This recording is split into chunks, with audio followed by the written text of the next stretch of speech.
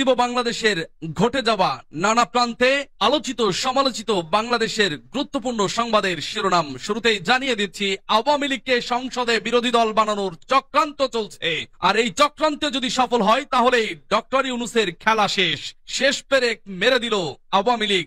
জানিয়ে দিব এ বিষয়ে বিস্তারিত সংবাদে। এরপর জানিয়ে দিব পদ পেতে ছাত্রদল নেতার কাণ্ড। আরো জানিয়ে দিব ডিসেম্বর ধরে নির্বাচনী রোডম্যাপ চান নেতারা, সমমনা জোটের ও লেবার পার্টির সঙ্গে বিএনপির বৈঠক। এবং জানিয়ে দিব বাসায় তল্লাশি চালিয়ে আওয়ামী সন্ত্রাসী গ্রেপ্তারের নির্দেশ, ডিএমপির মাসিক অপরাধ পর্যালোচনা সভা। এবং জানিয়ে দিব এনসিপি নেতা গাজী সালাউদ্দিনকে অব্যাহতি।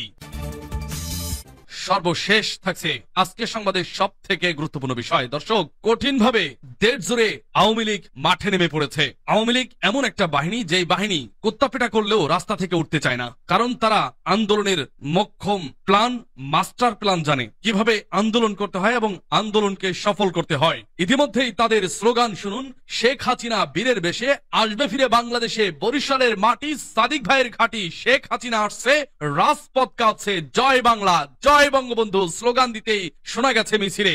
এতেই কাঁপন ধরেছে প্রতি ঘাটে ঘাটে রাস্তার মাটি। বরিশালে গভীর রাতে আওয়ামী লীগের ব্যানারে মিছিল দিচ্ছে। দর্শক, এভাবে করে আস্তে আস্তে দেখা যাবে আওয়ামী লীগ পরিপূর্ণভাবে বাংলাদেশের মাঠে নেমে পড়বে। তখন আর এই আওয়ামী লীগকে আর ঠেকানো কোনোভাবেই সম্ভব নয়। দর্শক, আর আওয়ামী লীগ যদি সফল হয় তাহলে এনসিপি দলের আগে মাজা মেরে ছাড়বে। এতে আপনার মতামত কি দর্শক? কমেন্ট বক্সে লিখে জানান। আর জানিয়ে দিন আপনি কোথা থেকে বা কোন জেলা থেকে আমাদের সংবাদটি শুনছেন এবং দেখছেন। অনুরোধ থাকবে, আপনি যদি আমাদের এই চ্যানেলটিতে নতুন হয়ে থাকেন তাহলে অবশ্যই চ্যানেলটি সাবস্ক্রাইব করে পরবর্তী আপডেট সংবাদ পেতে চোখ রাখুন আজকের বাংলা খবরে। খেল খতম ডক্টর ইউনূসের, মহা চক্রান্ত চলছে। এই চক্রান্তে যদি সফল হয় তাহলে ডক্টর ইউনূসের খেলার শেষ পেরেক মেরে দেবে পতিত স্বৈরাচারী শেখ হাসিনা। 2024 সালের 5ই আগস্ট ছাত্র জনতার অভ্যুত্থানের মুখে পতন হয় স্বৈরাচার আওয়ামী লীগ সরকারের। এরপর সবাইকে এই দেশ থেকে পালাতে কিংবা দেশেই গা ঢাকা দিতে হয়েছে। তবে ফের সক্রিয় হয়ে উঠেছে ফ্যাসিবাদের তকমা পাওয়া আওয়ামী লীগ। গণ অভ্যুত্থানে পালিয়ে যাওয়া দলটি দীর্ঘ 15.5 বছরের ভয়াবহ অপশাসনের জন্য ক্ষমা চাওয়া তো দূরে থাক, উল্টো হুমকি ধমকি দিচ্ছে। হাজারো শহীদের রক্তের উপর দাঁড়িয়ে আরো বড় ফ্যাসিস্ট হয়ে ফিরে আসার জানান দিচ্ছে। এমনকি এখন তারা দেশের মধ্যে সংগঠিত হতে শুরু করেছে। মাঝে মধ্যে রাজধানী ঢাকা সহ দেশের বিভিন্ন স্থানে ঝটিকা মিছিল করছে আওয়ামী লীগ। প্রকাশ্যে সমাবেশ করার প্রস্তুতি নিতে গোপনে জড়ো হচ্ছে। রাজনৈতিক বিশ্লেষকরা অনেকেই বলছেন পার্শ্ববর্তী দেশ ভারত পুরো মাত্রায় আওয়ামী লীগের পাশে আছে। দলটি নেতাকর্মীদের নানাভাবে সাহস এবং শক্তি যোগাচ্ছে দেশটি। এর বাইরে দেশি বিদেশি শক্তির অনেকেই গোপনে আওয়ামী লীগের নেতাকর্মীদের সঙ্গে এক ধরনের সখ্য গড়ে তুলেছেন।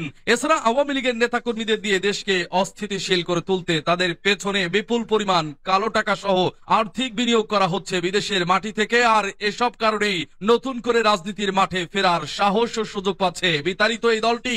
সংশ্লিষ্টদের মতে 36 জুলাইয়ে অংশ নেওয়া আন্দোলনের শক্তিগুলোর মধ্যে বিভেদ সৃষ্টি করতে ইতিমধ্যে আওয়ামী এজেন্ডা সফল হয়েছে।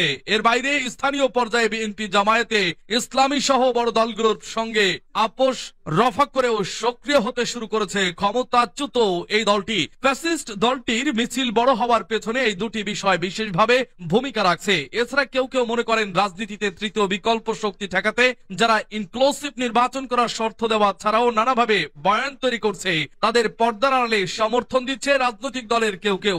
এমনকি আওয়ামী লীগকে সংসদে বিরোধী দল বানানোর গভীর চক্রান্ত চলছে। তারা মনে করেন পর্দার আড়ালে দেশি বিদেশি চক্রের এমন ষড়যন্ত্রের রোডম্যাপ সফল হলে ভবিষ্যতে জুলাই হত্যাকাণ্ডের বিচার ও রাজনৈতিক মামলার খাদে আটকা পড়তে পারে। আওয়ামী লীগের এভাবে ফের সরব হওয়া নিয়ে ক্ষুব্ধ প্রতিক্রিয়া ব্যক্ত করে জাতীয় নাগরিক পার্টির মুখ্য সংগঠক হাসনাত আব্দুল্লাহ ফেসবুকে শুক্রবার নিজের ভেরিফাইড প্রোফাইলে লেখা এক পোস্টে বলেন, যেদিন থেকে আমাদের আওয়ামী বিরোধী অবস্থান এবং কম্প্রোমাইজের রাজনীতির বিরোধিতাকে শিষ্টাচার বহির্ভূত বলা শুরু হয়েছে, সেদিন থেকে আওয়ামী লীগের মিছিল বড় হতে শুরু করেছে। তিনি আরো লেখেন, যারা কম্প্রোমাইজের রাজনীতি করছেন তাদের সতর্ক করছি, অতি শীঘ্রই আওয়ামী লীগ নিয়ে সিদ্ধান্তে আসুন, না হলে আপনারা করবেন কম্প্রোমাইজের রাজনীতি আর আমি করব শিষ্টাচার বহির্ভূত আচরণ। আমি শিষ্টাচার বহির্ভূত আচরণ শুরু করলে নিতে পারবেন না, সাবধান হয়ে যান। পদ পেতে ছাত্রদল নেতার কাণ্ড। সরকারি বাংলা কলেজ ছাত্রদলের সদস্য সচিব ফয়সাল রেজার বিরুদ্ধে স্ত্রীকে তালাক দিয়ে রাজনৈতিক পদ নেওয়ার অভিযোগ উঠেছে। এছাড়াও অর্থ, স্বর্ণালংকার আত্মসাৎ সহ নানা হয়রানির অভিযোগ এনেছেন তার স্ত্রী শিখা। সোমবার ঢাকা বিশ্ববিদ্যালয়ের টিএসসি মিলনায়তনে আয়োজিত এক সংবাদ সম্মেলনে তিনি এসব অভিযোগ তুলে ধরেন। শিখা জানান, 2023 সালের 28 মার্চ ফয়সালের সঙ্গে তার বিয়ে হয়। বিয়ের পর থেকে তারা একসঙ্গে সংসার শুরু করেন। শিখার দাবি, ফয়সাল বেকার ছিলেন এবং সংসারের সমস্ত খরচ তাকেই চালাতে হয়েছে। এমনকি ফয়সাল তার পরিবার ও বিদেশে থাকা ভাইদের কাছেও টাকা পাঠাতেন শিখার কাছ থেকে নেওয়া অর্থ দিয়ে। এক পর্যায়ে তাকে মালয়েশিয়ায় থাকা ফয়সালের ভাইদের জন্য 3 লাখ টাকাও দিতে হয়। টাকা না দিলে ফয়সাল তার উপর শারীরিক ও মানসিক নির্যাতন চালাতেন বলেও অভিযোগ করেন তিনি আরো জানান, বিভিন্ন অজুহাতে ফয়সাল তার কাছ থেকে টাকা নিতেন। তার মা সুদের টাকা ধার করতেন, সেই ঋণ শোধ করতেও শিখাকে বাধ্য করা হতো। শিখা বলেন, সে যে রাজনীতি করত সেটা আমি বিয়ের পর জানতে পারি। সে বলতো মোহাম্মদপুরে তার বাইং হাউসের ব্যবসা আছে, তার বন্ধু দিদারের সঙ্গে ব্যবসার নামেও আমার কাছ থেকে টাকা নিয়েছে। এমনকি আমাদের বিয়ের পর কক্সবাজার বেড়াতে গেলে দিদারও আমাদের সঙ্গে ছিলেন। শিখা অভিযোগ করেন, সে খারাপ উদ্দেশ্যে বিয়ে করেছে, আমি তা বুঝিনি। তার নিজে খরচ করার মতো সামর্থ্য নেই। কিছুদিন তার বোন সোমাইয়ার বাসায় থাকলেও সেখান থেকে বের করে দেওয়া হয়। তখন সে আমার কাছে ফিরে আসে, টাকা পেলে আবারও চলে যায়। একসময় সে জানিয়ে দেয় যে সে আর সংসার করতে চায় না, অথচ যে টাকা পয়সা নিয়েছে সেসব সে অস্বীকার করে। তিনি আরো বলেন, সে আলমারি ভেঙে আমার স্বর্ণালংকার চুরি করেছে এবং আমি যে রিয়েল এস্টেট কোম্পানিতে চাকরি করি সেখান থেকে 5 লাখ টাকাও চুরি করেছে। আমার কাছে প্রতিটি বিষয়ের প্রমাণ রয়েছে।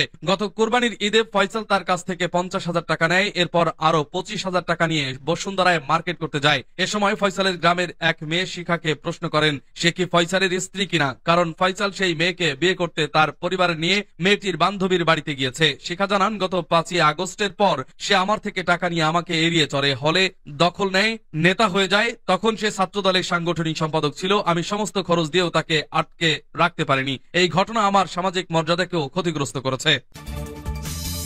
এরপর জানিয়ে দিব, সমমননা জোটের ও লেবার পার্টির সঙ্গে বিএনপির বৈঠক। ডিসেম্বর ধরে নির্বাচনী রোডম্যাপ চান নেতারা। সংসদ নির্বাচনের রোডম্যাপ দাবিতে করণীয় ঠিক করতে জাতীয়তাবাদী সমমননা জোট ও লেবার পার্টির সঙ্গে বৈঠক করেছে বিএনপির লিয়াজো কমিটি। সোমবার গুলশানে দলটির চেয়ারপারসনের রাজনৈতিক কার্যালয়ে পৃথকভাবে বৈঠক হয়। এতে নেতারা চলতি বছরের ডিসেম্বরের মধ্যেই জাতীয় নির্বাচনের বিষয়ে বিএনপির সঙ্গে একমত পোষণ করেন। পাশাপাশি নির্বাচনের জন্য এ সময় ধরেই দ্রুত রোডম্যাপের প্রত্যাশা করেন।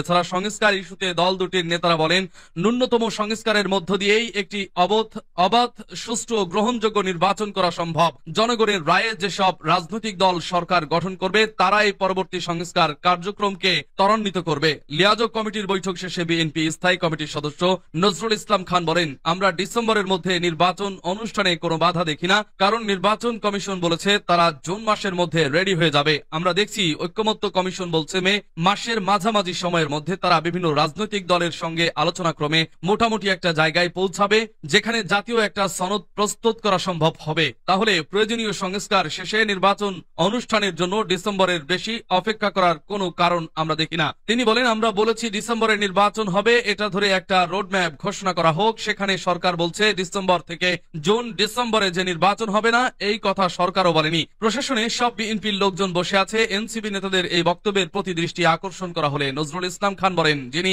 এ কথা বলেছেন তিনিও তো সরকারের উপদেষ্টা ছিলেন। তাহলে তারা কি সব জায়গায় বিএনপির লোক বসাইছেন নাকি বিএনপিকে তো প্রশাসন থেকে উৎখাত করা হয়েছে? বিগত সরকারের সময় কোথাও বিএনপির লোক ছিল না। তিনি বলেন, যারা বৈষম্যের শিকার হয়েছিল, অন্যায়ভাবে যাদের সরিয়ে দেওয়া হয়েছিল, চাকরিচ্যুত করা হয়েছিল, তাদের 700-র মতো অফিসার, 114 জন সচিব সহ ভূতাপেক্ষ পদোন্নতি দেওয়া হয়েছে। ডিএমপির মাসিক অপরাধ পর্যালোচনা সভা, বাসায় তল্লাশি চালিয়ে আওয়ামী সন্ত্রাসী গ্রেপ্তারের নির্দেশ। বৈষম্যবিরোধী ছাত্র জনতার আন্দোলনে শহীদ ও আহতদের রক্তের দাগ না মুছতেই রাজধানীতে ফের সক্রিয় হয়ে উঠেছে ফ্যাসিস্ট আওয়ামী লীগের নেতাকর্মীরা। প্রায় প্রতিদিনই রাজধানীর বিভিন্ন স্থানে চোরাগোপ্তা বিক্ষোভ মিছিল করছে তারা। মিছিলে অংশ নেওয়া অনেকের বিরুদ্ধেই ছাত্র জনতা হত্যার মামলা রয়েছে। এসব মিছিল ঠেকাতে সরকারের পক্ষ থেকে আইন শৃঙ্খলা বাহিনীকে কড়া নির্দেশ দিলেও খুব একটা কাজে আসছে না। ফলে সামাজিক যোগাযোগ মাধ্যম মাধ্যমগুলোতেও আইন শৃঙ্খলা বাহিনীর প্রশ্নবিদ্ধ ভূমিকা নিয়ে চলছে সমালোচনার ঝড়। এমন বাস্তবতায় রাজধানীতে আওয়ামী লীগের নেতাকর্মীদের সব ধরনের অপতৎপরতা ঠেকাতে মাঠ পুলিশকে কঠোর বার্তা দিয়েছেন ঢাকা মহানগর পুলিশের কমিশনার শেখ মোহাম্মদ সাজ্জাদ আলী। সক্রিয় আওয়ামী লীগের নেতাকর্মীদের বাসায় বাসায় তল্লাশি চালিয়ে তাদের গ্রেপ্তারের সব ধরনের ব্যবস্থা নিতে ডিএমপির ক্রাইম ও গোয়েন্দা বিভাগকে নির্দেশ দেওয়া হয়েছে। এছাড়া সিআইএমএস অর্থাৎ citizen information management system form পূরণের মাধ্যমে রাজধানীর কোন এলাকায় কে থাকেন, কারা রাজধানী ছেড়েছে এবং নতুন করে কারা প্রবেশ করেছে সেসব তথ্য সংগ্রহের উপরও জোর দেওয়া হয়েছে। গ্রেপ্তারি পরোয়ানা ও মামলা নিষ্পত্তি কম হওয়ায় ক্ষোভও প্রকাশ করেছেন তিনি। চিহ্নিত অপরাধী গ্রেপ্তারে নিয়মিত ব্লক রেইড দেওয়া সহ এসব বিষয়ে দ্রুত পদক্ষেপ নেওয়ারও নির্দেশ দিয়েছেন কমিশনার। সোমবার রাজধানীর রাজারবাগে বাংলাদেশ পুলিশ অডিটোরিয়ামে মাসিক অপরাধ পর্যালোচনা সভায় ডিএমপি কমিশনার শেখ মোহাম্মদ সাজ্জাদ আলী উপস্থিত পুলিশ কর্মকর্তাদের উদ্দেশ্যে এসব নির্দেশনা দিয়েছেন। সংশ্লিষ্ট সূত্রে এসব তথ্য জানা গেছে। সভায় ডিএমপির অতিরিক্ত police commissioner traffic Mohammad Sarwar, crime and operations SM Mohammad Nazrul Islam, CTTC Mohammad Masud Karim সহ যুগ্ম পুলিশ কমিশনার, উপ পুলিশ কমিশনার ও সব থানার অফিসার ইনচার্জ, ওসি, বিভিন্ন পদমর্যাদার পুলিশ কর্মকর্তারা উপস্থিত ছিলেন। এনসিপি নেতা গাজী সালাউদ্দিনকে অব্যাহতি। জাতীয় নাগরিক পার্টির এনসিপি যুগ্ম সদস্য সচিব গাজী সালাউদ্দিন তানভীরকে দল থেকে সাময়িক অব্যাহতি দেওয়া হয়েছে। একই সঙ্গে তাকে কারণ দর্শানোর নোটিশও পাঠানো হয়েছে। সোমবার এনসিপি যুগ্ম সদস্য সচিব সালেউদ্দিন সিফাত স্বাক্ষরিত এক বিজ্ঞপ্তিতে এ তথ্য জানানো হয়। বিজ্ঞপ্তিতে বলা হয়, 11 মার্চ জাতীয় একটি দৈনিকে প্রকাশিত প্রতিবেদনে আপনার বিরুদ্ধে জেলা প্রশাসক নিয়োগে অবৈধভাবে হস্তক্ষেপ এবং জাতীয় শিক্ষাক্রম ও পাঠ্যপুস্তক বোর্ড এর পাঠ্য বই ছাপার কাগজে কমিশন বাণিজ্যের অভিযোগ উঠে এসেছে। এই বিষয়ে কেন্দ্রীয় শৃঙ্খলা কমিটির প্রধানের নিকট আগামী 7 দিনের মধ্যে লিখিতভাবে যথাযথ ব্যাখ্যা প্রদান করতে এবং আপনাকে কেন দল থেকে স্থায়ীভাবে বহিষ্কার করা হবে না জানতে চেয়ে কারণ দর্শাতে আহ্বায়ক মোহাম্মদ নাহিদ ইসলাম ও সদস্য সচিব আক্তার হোসেন নির্দেশ প্রদান করেছেন। একই সঙ্গে সাংগঠনিক শৃঙ্খলা রক্ষার্থে প্রদত্ত পূর্ববর্তী মৌখিক সতর্কতা অমান্যের প্রেক্ষিতে শৃঙ্খলা কমিটির চূড়ান্ত প্রতিবেদন প্রকাশের পূর্ব পর্যন্ত আপনাকে দলের সব ধরনের দায়িত্ব কার্যক্রম থেকে আহ্বায়ক মোহাম্মদ নাহিদ ইসলাম ও সদস্য সচিব আক্তার হোসেনের নির্দেশক্রমে অব্যাহতি প্রদান করা হলো। বরিশালে গভীর রাতে আওয়ামী লীগের ব্যানারে মিছিল। বরিশাল নগরীতে গভীর রাতে আওয়ামী লীগের ব্যানারে বিক্ষোভ মিছিল করেছেন একদল যুবক। রোববার রাত 11টার দিকে নগরের রাজা বাহাদুর সড়কে মিছিলটি অনুষ্ঠিত হয়। এই ঘটনার পর সামাজিক যোগাযোগ মাধ্যমে মিছিলের ভিডিও ছড়িয়ে পড়েছে। ভিডিওতে দেখা যায় মিছিলে অংশগ্রহণকারীর সংখ্যা আনুমানিক 15 জন। তবে মিছিলে মহানগর আওয়ামী লীগ, ছাত্রলীগ, যুবলীগের দায়িত্বশীল কাউকে দেখা যায়নি। মিছিলকারীরা ছাত্রলীগের ওয়ার্ড পর্যায়ের নেতাকর্মী বলে জানা গেছে। শেখ হাসিনা বীরের বেশে আসবে ফিরে বাংলাদেশে। বরিশালের মাটি সাদিক ভাইয়ের ঘাটে শেখ হাসিনা আসছে, রাজপথ কাঁপছে, জয় বাংলা, জয় বঙ্গবন্ধু স্লোগান দিতেই শোনা গেছে মিছিলে।